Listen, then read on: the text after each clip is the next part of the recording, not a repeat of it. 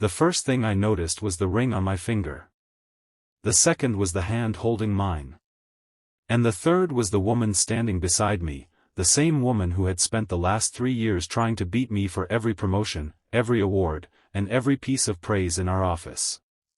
Olivia Hart was my work rival, my biggest headache, and, according to the shocked faces around us at the company retreat, apparently my girlfriend.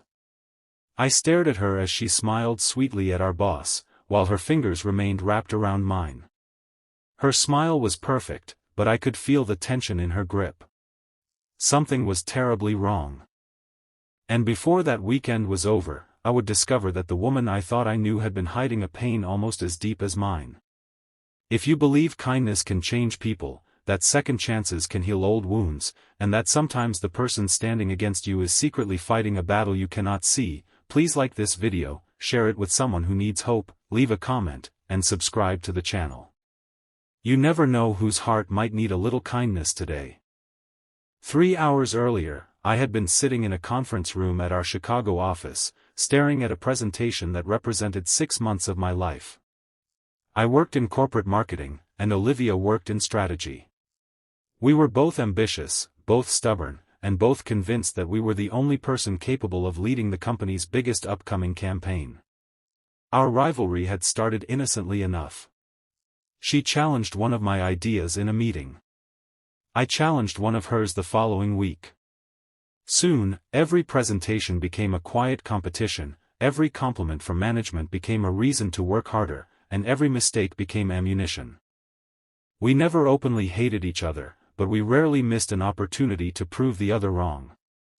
Then our director announced that the company retreat would include a leadership exercise where each department had to nominate one person for a prestigious promotion. Everyone knew Olivia and I were the strongest candidates. What nobody expected was what happened next. Our director announced that the final evaluation would be based on how well the two of us could collaborate. The room became painfully quiet. Olivia looked at me. I looked at her. Neither of us smiled. By Friday afternoon, we were on a bus heading toward a beautiful mountain lodge several hours outside the city. I had promised myself I would keep things professional, survive the weekend, and return home without letting Olivia get under my skin. That plan lasted approximately 20 minutes.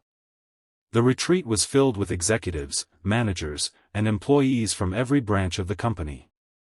During the welcome dinner, our director began introducing the teams for the weekend's activities.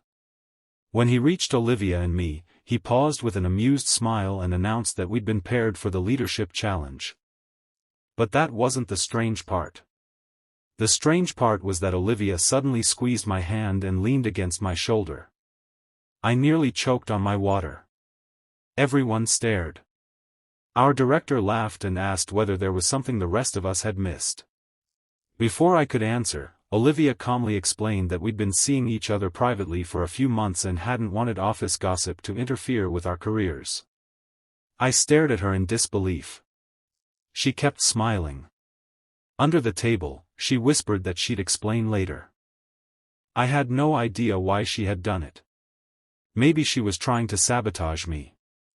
Maybe she wanted everyone to think we were distracted and ruin my chances at the promotion. Maybe she had finally lost her mind. But when our director congratulated us and said our relationship showed how well we understood each other, I realized something terrifying. If I exposed the lie, both of us could lose the promotion. So I played along. For the next several hours, Olivia and I became the most convincing fake couple at the retreat. We sat beside each other. We laughed at each other's jokes. We walked together between activities. Every time someone looked our way, she found some excuse to touch my arm or hold my hand. Yet behind the performance, something had changed. For the first time, I was close enough to notice things I'd never paid attention to before. Olivia wasn't arrogant. She was nervous. She wasn't cold. She was guarded. And whenever she thought nobody was watching, the smile disappeared from her face. That night, after dinner, I finally cornered her outside on the wooden balcony overlooking the dark mountains. The cold air was sharp against my face as I demanded to know why she had lied. For a moment, she said nothing. Then she admitted that one of the executives judging the promotion was her former mentor, a man who had recently begun questioning whether she could work well with others. She believed that if everyone saw us cooperating, it might help her chances. But there was another reason. She had overheard two executives earlier that week saying I was almost guaranteed the promotion because I was considered the more stable candidate. She had panicked. I expected manipulation. Instead, I saw tears gathering in her eyes. She quickly looked away. She told me that she couldn't lose another promotion. Not after everything she'd sacrificed to get where she was. I asked what that meant. She didn't answer. Instead, she admitted something that stunned me. She wasn't competing with me because she hated me. She was competing with me because she was terrified of becoming invisible. Her father had spent his entire life telling her she wasn't good enough. Every award she'd earned had been met with a question about why it wasn't something bigger. Every achievement had become another mountain she had to climb. She had learned to survive by winning. And somewhere along the way, she had forgotten how to simply be. For the first time in 3 years, I didn't see Olivia Hart, my rival. I saw a tired woman who was afraid that if she stopped running, nobody would notice she was exhausted. I told her I understood. Then I told her something I had never told anyone at work. I had become obsessed with winning too.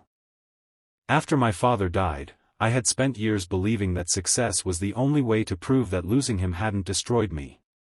Every promotion felt like evidence that I was okay. Every achievement was another way of convincing myself that I was still moving forward. We stood silently beneath the cold mountain sky. Two rivals. Two wounded people. Both pretending we were stronger than we felt. The next morning, the retreat organizers announced a surprise change. Because of a storm approaching the area, several activities were moved indoors. Our leadership challenge would now involve an overnight problem-solving exercise. We were given one cabin, 2 sleeping bags, and a stack of business scenarios that we had to solve before morning. When we reached the cabin, I laughed nervously. There was only one bed. Olivia stopped in the doorway. I looked at her. She looked at me. Neither of us knew what to say. Eventually, we agreed to sleep on opposite sides and keep everything professional. For the first hour, we worked. Then the storm intensified. Rain hammered the roof. Wind shook the windows. The electricity flickered twice before disappearing completely. We sat in darkness with only a small emergency lantern between us. Olivia suddenly admitted that she hated storms. I teased her gently, expecting her to snap back. She didn't. Instead, she told me that when she was a child, her mother used to hold her during thunderstorms because her father was rarely home. Her mother had died several years earlier. That explained the guardedness. The ambition. The fear. I reached across the space between us and took her hand. This time, there was no audience. No boss. No promotion. No reason to pretend. She held my hand back. Hours later, exhaustion finally won. The cabin had become freezing, and the spare blankets weren't enough. We reluctantly climbed into the same bed, fully clothed, lying on opposite sides with a careful distance between us. But sometime during the night, the temperature dropped even further. I woke to find Olivia shivering. Without thinking, I pulled the blanket over her.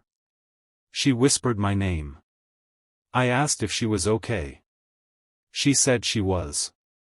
Then, after a long silence, she quietly thanked me for not using her weakness against her. Those words stayed with me. Because I realized that was what we'd both been doing for years, waiting for the other person to stumble so we could feel safer about our own insecurity. The next morning, the storm had passed. Sunlight spilled through the cabin windows. Olivia and I looked at the unfinished challenge between us. Then we did something neither of us expected. We worked together. Not as rivals. Not as fake lovers. As partners. We combined our ideas, challenged each other without trying to win, and created a strategy neither of us could have produced alone. When we presented it that afternoon, the room went silent. Our director congratulated us. Then came the final announcement. There was only one promotion. I expected Olivia to tense up. Instead, she smiled at me. Our director offered the position to me. For a second, I couldn't breathe. Then I looked at Olivia. She clapped harder than anyone else. After the meeting, I found her alone outside. She told me she was proud of me. I told her I was sorry for every time I'd treated her like an enemy. She smiled sadly and said she was sorry too. Then she revealed something that changed everything. She had been offered another position at a different company weeks earlier but had turned it down because she didn't want to leave the team she had spent years building. She hadn't been fighting me. She had been fighting the fear that everyone eventually leaves. I told her she didn't have to fight alone anymore. Weeks passed after the retreat. Our rivalry disappeared. The sarcastic comments became inside jokes. The competition became collaboration. We began eating lunch together, staying late to finish projects, and discovering that beneath years of professional tension, there was an easy friendship waiting to emerge. One evening, months after the retreat, Olivia and I stood outside the same mountain lodge during a company anniversary event. She looked at me and smiled. Then she asked if I remembered the night we shared one bed. I laughed and told her I remembered everything. She said she did too. But this time, there was no storm. No fake relationship. No promotion hanging between us. Just two people who had finally stopped pretending they didn't care. I reached for her hand. She took it. And when she leaned against my shoulder, I realized something I had spent years learning the hard way. Sometimes the person you think is standing in your way is actually standing beside you, waiting for you to put down your defenses long enough to see them. Olivia had once been the person I couldn't stand losing to. Now she was the person I couldn't imagine losing at all. And perhaps that was the real promotion life had given us, not a better title, not a bigger salary, but the chance to become kinder versions of ourselves. If this story touched your heart, please like the video, share it with someone who believes people can change, and subscribe for more stories about kindness, second chances, and unexpected love. And before you leave, I have one special request. Comment, "I believe in second chances," if you believe that sometimes the people who seem hardest to understand are simply the people who need understanding the most. Because you never truly know what someone is carrying behind their smile.